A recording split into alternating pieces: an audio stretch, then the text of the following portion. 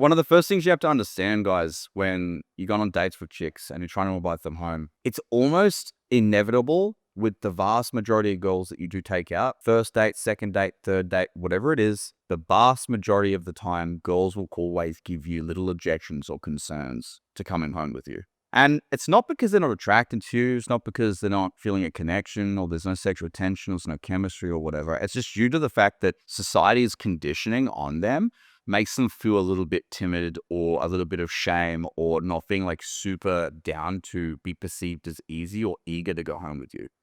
A lot of these girls, if you run your dates the way that we teach you to run your dates and you genuinely create a connection with them, they feel attracted to you, there's a bit of sexual tension, you run through our entire date framework, most of the girls, if the chemistry is strong and you guys are getting along and everything's just flowing along quite nicely, the vast majority of girls that you take on dates want to go home with you. They want to sleep with you. They want to be physical with you. But because of the conditioning, when you invite them home the first time, usually they're going to say things like, oh, like I would, but I don't go home with a guy on the first date, or I have work in the morning, or not tonight, another night would be better, etc. Now, even though in their head, they're thinking like, oh, like this date is super on. I really like this guy. I want to go and explore something more physical with him. Just in the back of their head, they're worried that either you're going to judge her for being too easy, their friends or society or the conditionings they've been brought up with, like whatever they're doing, if they go home with a guy too quickly, they're going to get judged in that regard as well. And then also have like a bit of a fear around potentially being ghosted too if it comes across too easy. They want to be seen as like high value chicks that aren't too easy and eager to go home with you. That's the only real majority of the time. That's the only like main reason why girls will give you like these little, I don't want to call them shit tests, but just little concerns that might pop up. And I think the first thing to understand about that is just identifying that in women's psychology and not being deterred to be a little bit, playfully persistent and try to move past these concerns, use some basic problem solving and make something happen. It's so funny because the guys that are the best with women and have the most results are the ones that actually clue onto this and are actually persistent with their objection handling or concern handling. Most average guys or most average nice guys, they finally get the courage at the end of a first, second, or third date, whenever it is for them, when they finally get the courage to be like, hey, Susie, like, I was wondering, like, would you like to come back to mine tonight and have a drink? Or however they invite the girl home. Most average dudes, they'll ask, and then the girl will be like, oh, like, I'm not sure. Like, maybe tonight's not the best night. Most average dudes, you'll be like, oh, okay, well, I didn't want to make you uncomfortable. I just thought maybe if we're getting along, maybe you can come back. But all good, no worries. We can do it another night. Or if a girl says, I have work in the morning or I'm tired or fucking whatever it is that she comes up with, just to give you that little bit of, token resistance to show that she's not easy. Most nice guys or normal dudes that aren't aware of female psychology just give up and they miss out on countless opportunities. And because you don't have the ability to actually identify this, sometimes things are going really well on your dates and they give this little token resistance, hoping that you're the type of guy that can persevere through that and be persistent. They then can even lose attraction for you as a man because you did give them the persistence that they needed. And they're like, fuck, like he didn't just, they actually can sometimes feel like, oh, he didn't actually fight for it. He didn't really want to spend time with me. He didn't actually want to hook up with me. It's like you're not showing enough interest for him sometimes. So even girls can be deterred by that. But I'm like, I don't know. I've been with other guys that are way more confident, more persistent. They go for what they want. They find that shit more attractive. And then when they're with a nice guy, it's a bit meek and gets one little concern from her, one little shit test or whatever, the guys just give up. So it's really important to understand this. And again, we talked about delusional optimism pretty heavily in today's session. Again, remember that at the end of your dates, again, delusional optimism is going to drastically help you with the mindset of actually being persistent, making things happen. And just assume that if your date went well and you feel energetically for yourself and you analyze the date and everything on a technical level too, if everything went quite smooth, you've been able to sexualize your conversations, introduce some touch, you've been able to make out with the girl, things seem like pretty on, you just always assume, no matter what objections or concerns she's giving you, just assume she wants to sleep with you, she wants to go home with you. It's just that she has to get a bit of token resistance. Now, that's the mindset around it. It's really important to be able to truly, truly cultivate that. Now, the next thing I want to do is I want to teach you a very simple framework that you can use to actually identify the concerns or objections that she's giving you. Because the problem is with the objections that chicks give, they come in a variety of different ways. And there's three that we've been able to identify over the years.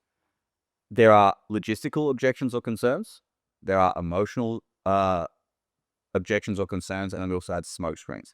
Logistical objections are as simple as this. The girl wants to come home with you, but she says, look, listen, like, I would be down to come home for a drink, but I have work in the morning, or I'm tired, or maybe I have to give my keys to my housemate tonight, or I need to study. Something logistically is holding her back from coming home with you, right? So that's like the most common one. The second one that you'll come across a lot of the times too is the emotional objections. These things are more focused on maybe you haven't built enough investment yet. Like there's not enough connection being built, or there's not enough time spent on the date before she feels comfortable, because it's an emotional objection or concern. Other things could be around the limiting beliefs, feeling like if she did come home with you, she would feel like, maybe you're going to judge her, or her friends would shame her if she went home with a guy on the first date. Or she even just has like a limiting belief that maybe you're going to hook up with her and ghost her because you don't respect her because she was too easy or whatever. Other emotional concerns and objections, sometimes you could even categorize it in terms of like her being on her period. Safety concerns in terms of not knowing you. It's like, let's say it's you just met the girl, I don't know, a few days ago, you take her out on a date. It's like, and she's the type of girl that wants to spend more time with a guy. And sometimes, not a lot of girls have these concerns, but they do pop up. Sometimes they might have a safety concern. Maybe she's in a new city, you guys are traveling, right? Like you're hanging out in Bali, for example. The chick's like a little German backpacker or something that you're trying to have an adventure with. She gets concerned that she doesn't know who you are or exactly where she's located in the city and where your friends are going to be, etc. Whatever. Maybe it'll be a safety concern. So usually you'll have some of that stuff kind of lingering in the background, and that's emotional objections or concerns. And then you have smoke screens, which are the most tricky, because they're actually emotional objections or concerns from the girl, but framed or explained by her as a logistical objection. So let's say, for example, she's like, she wants to come home with you, but let's say she's on a period, for an example. That is actually the concern. So she wants to sleep with you. She's horny. She's having a good time. She wants to have an adventure. But what will happen is when you invite her home, she will say, oh, like tonight's probably not the best night. Like, I don't know. I just don't know. I just don't know you that well. Or I have to go home with my friends. They're waiting for me. Like, they might, I think I need to let them into the Airbnb, whatever. I got the keys, whatever it is in terms of the logistical objection. She will give that. But really what's going on is that she's just on a period and she just needs to wait a few days before she can connect in that way. That's what we call a smoke screen. And that's why what I'm about to teach you now, which we call the hypothetical sequence, the framework in which we teach to identify those objections, is so important, because we need to actually find out what the real concern is. And sometimes the objections and concerns that girls give are also multi-layered. It could even be two logistical objections that are holding her back plus an emotional. Or maybe there's two emotional and one logistical. Or maybe there's just one logistical or there's one emotional. It can come in a variety of different ways, but we need to get to the absolute bottom of it as like effective communicators and as guys that, are trying to learn success with women. We want to be good and effective problem solvers too, to come up with a solution. And women find this incredibly attractive. Like women want a guy that is a problem solver. It's like, she wants to be with a dude that's like, all right, I want to go home with this guy. I'm giving him a problem. I'm a girl, so I don't want to have to think about it. I want the guy to lead and make shit happen. He needs to take control. She's not going to do it for you. Every now and then you get a unicorn that's going to like go out of her way to make shit happen for you guys. But most of the time, she needs you to do it. So it just comes down to basic problem solving. But the only way we can problem solve accurately is to identify the actual objection or concern first. So again, let's break down the hypothetical sequence of the framework in which we teach. So the idea of the hypothetical sequence is this. Let's say, for example, Sarah, it's a cute girl who's took on a date, and you said, oh, hey, Sarah, I'm really enjoying your company. I was wondering if you wanted to come back to mine for a drink. So this is that time of the date where you're ready to move things forward. She then says, oh, listen, like, I'd like to, but I have to get up super early in the morning. Now, the first thing we have to do with the hypothetical sequence is we have to identify what the objection or concern is. And in this specific scenario, the concern or objection she's given is, I have to get up early in the morning. Could be for work or for maybe it's if she's traveling through Bali, it's like could be to catch a train or a plane or whatever. Whatever it is, she has to get up early in the morning. That's the concern.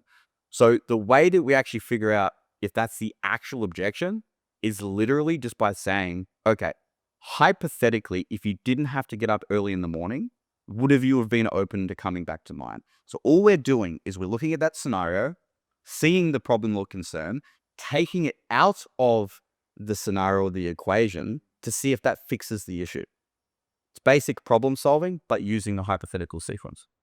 So again, hey, Sarah, I'm really enjoying your company. Do you want to come back to mine? She goes, hey, I can't. I had work in the morning. Okay. Well, hypothetically, Sarah, like if you didn't have work in the morning or you didn't have to get up super early, would have you been open to coming back to mine?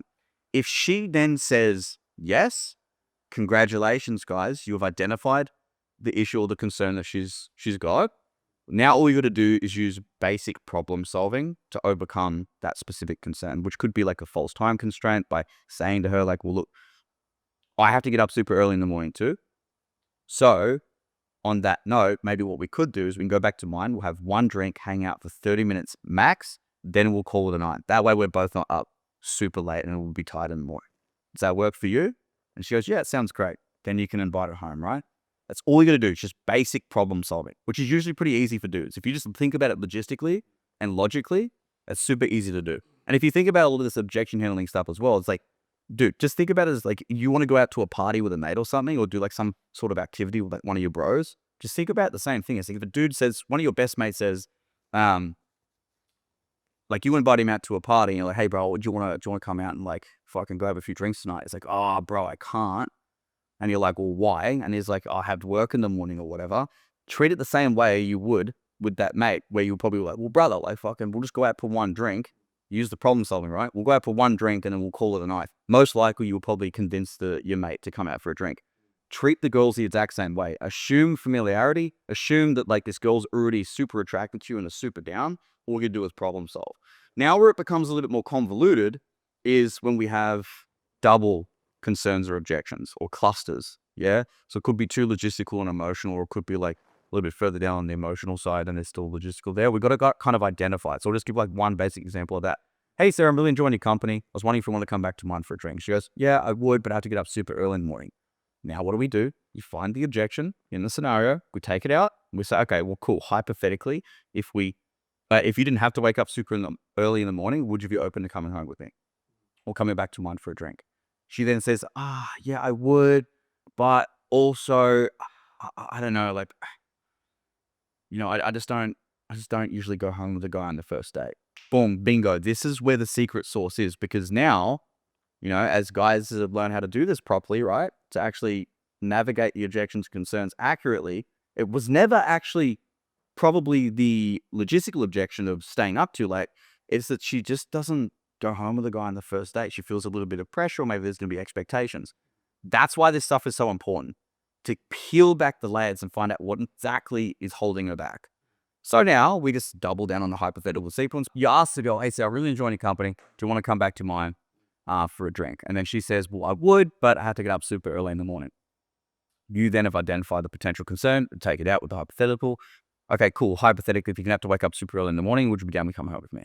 She then says, yes, but also, like, to be honest with you, I just don't know you that well. We haven't spent enough time together. And that's the cool thing about the hypothetical sequence. Now identified, most likely it's actually more of an emotional concern or objection. It's not actually the logistical concern.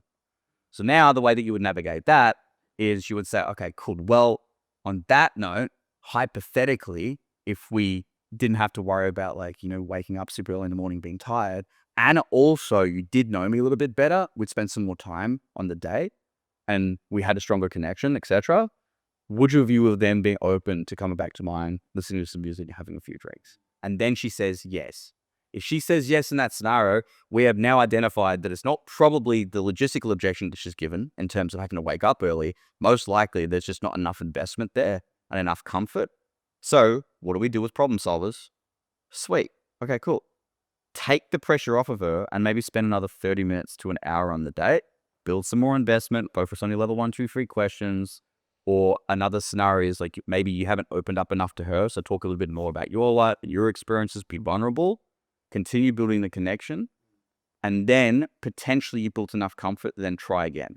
So then later on the date, after you've identified the concern was mostly that you haven't built enough investment, build the investment and then try again and say, hey, Sarah, like, I know I was a bit cheeky again, but like, I'm obviously really enjoying the company. I live 10 minutes from here. Did you want to come back to mine for a drink? And she will probably, most likely, if you've done this correctly, she'd be like, okay. Like, whereabouts do you live again? 10 minutes up the road. Okay, fine. But again, like, I have to get up pretty early in the morning, so I can't stay for too long.